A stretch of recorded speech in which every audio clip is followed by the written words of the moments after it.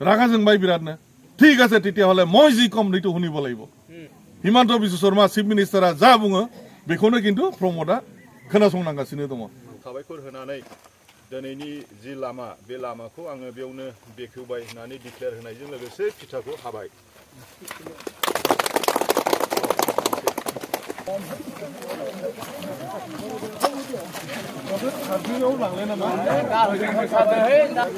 दा नैबे लामाखौनो ओपनिं खालामफैनाय जादों ओमफ्राय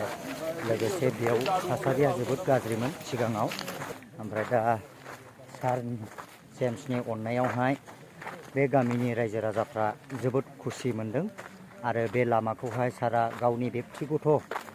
गावनि थाखानाय जे दोहोननिफ्रायनो बिथाङा मावनानै होदों रायजो राजाफोरनि हांख्रायनायावहाय सारा ना खालामाखै गामि सिंनि जायगाफोरब्लाबो ओरैबायदि सारखौ गोसोखांनानैनो नैबे लामाखौ बिथांमोना सारनियाव फोथायहैदोंमोन दा सारा ना खालामाजासे गावनि दोहोननिफ्रायनो बिथाङा बे लामाखौहाय बे जायगानि दाङापारा गामिनि रायजो राजाफोरखौहाय गोसोआव गोजोननायखौ लाबोदों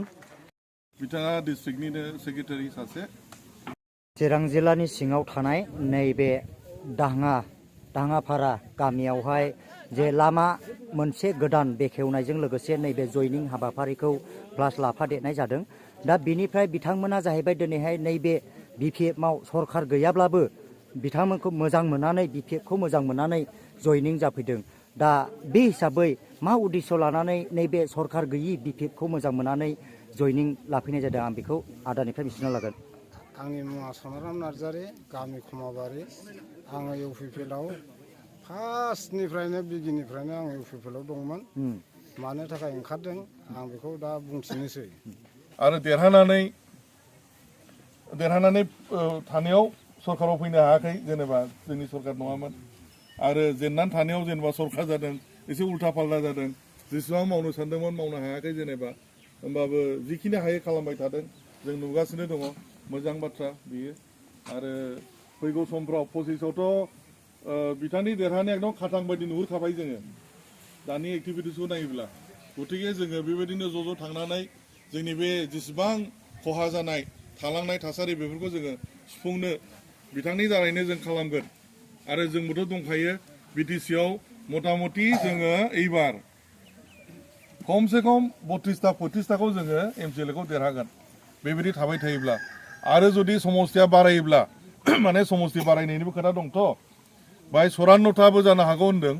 54था आरो 6था नमिनेटेड मेम्बार्स टटेल 60था बेखौ जायोबाबो जोंना समस्या गैया माने BPFनि पजिशना दा बिराद मोजां जोंनि मानव गेदेर आफादगिरि हाग्रामा सार बिथाङा बिराद नाजानानै एखेबारे जेरैखिजाया थाखा फैसा मेनेज खालामनानै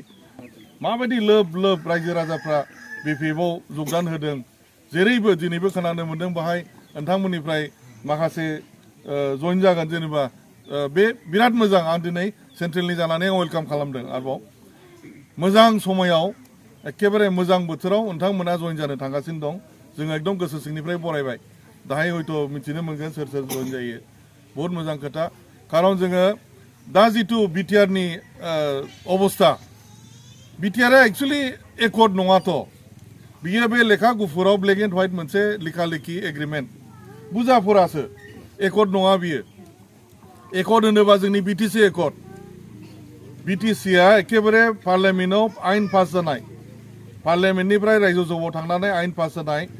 बे BTCनि एरिया मोनसे डिफाइन एरिया दङ बेखौ जोङो एरिया दङ आरो बिनि एभ्रि क्लज जेसेबांखिनि बाथ्रा दं बाहाय दानख'नाय सोसननाय बाहाय पार्लियामेन्टआव बेखौ मुभ खालामनानै बिल लाबोफिनाबा सोलायनो हाया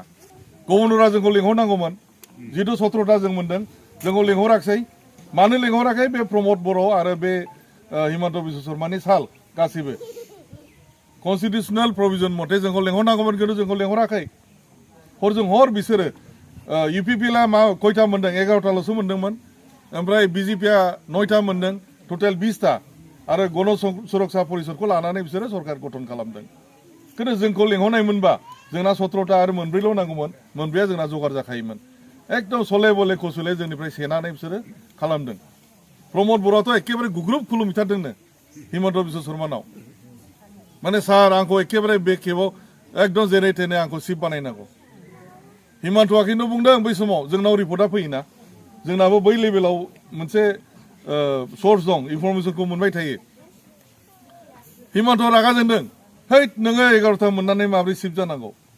हाग्रामाया मालाय 17टा मोननानै फन हरदों फैगासिनो दङ लोगो हमनो नै बेबायदि जादों बिनि समावनो एखेबारे एकदम गाज्रि मोनसे खोथा बुंबावदों प्रमदआ आं बुंनो सानाबो बुंसै दे বিৰাটনে ঠিক আছে তেতিয়াহ'লে মই যি কম সেইটো শুনিব লাগিব মই যি কম তুমি সেইটো শুনিব লাগিব आरो बे थारैनो बे जागासिनो दं दिनै बिटिसि हालामाव दिनैनि बिटिआरआव हिमन्त बिश्व शर्मा चिफ मिनिस्टारा जा बुङो बेखौनो खिन्थु प्रमदआ खोनासंनांगासिनो दङ जायनि थाखाय बिनि एग्रिमेन्ट क्लजआव जेसेबां मावनांगौ लगिया दंमोन मोनसे मावनो हायाखै थाखा फैसाबो थिग मथे मोना आरो जा मोनो माराय हरै देखौना लाङो फाथाबारि दाङापारा बेनिफ्राय जों बे लामाखौ नुनानै सारनिसिम थांदों जइन लानो तखन जों जइन लानो समावहाय सारा मानि गावनि माबा गेटखौ खुलिनानै होदों बेनिफ्राय सारा जोंनि थाखाय सियारखौ होदों आरो साफानि होदों बेनिफ्राय बे जइननि बाथ्राखौ जों बुंदों बेनिफ्राय सार जोङो मानि लामाया एसे उदाया माबा गेसेबथार दा बेनि थाखाय जों सारनिसिम माने आर'ज गाबख'नो थाखाय फैदों बिदि होनदों आरो ओमफ्राय सारा बे समावहाय गोजोननायखौ मोनदों दे जागोन सार होननानै बुंदों आरो जोंखौहाय ओमफ्राय बे लामा उदायखामोन गेसेबखामोन लोमजानाय साजानाय माने जोबोद खस्थ'यै जों लानानै थांनाङोमोन ओमफ्राय सारा बेखौ खोनानानै बुंदों आरो दे आं सानसे थांगोन माने नायगोन होननानै बुंदों आरो ओमफ्राय जों सारखौ बिदिब्ला जायखिया मोनसे दिन लानानै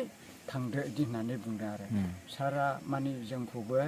गोसो मोजां सानदों जोंबो सारखौ गोसो मोजां सानदों आरो ओमफ्राय बेनिफ्राय सारा फैदों आरो बेनिफ्राय नायफैदों आरो बेनिफ्राय जों सारखौ बे लामाखौ मावना होनायनि थाखाय जोङो जोबोद सारखौ जों मोजां मोनदों आरो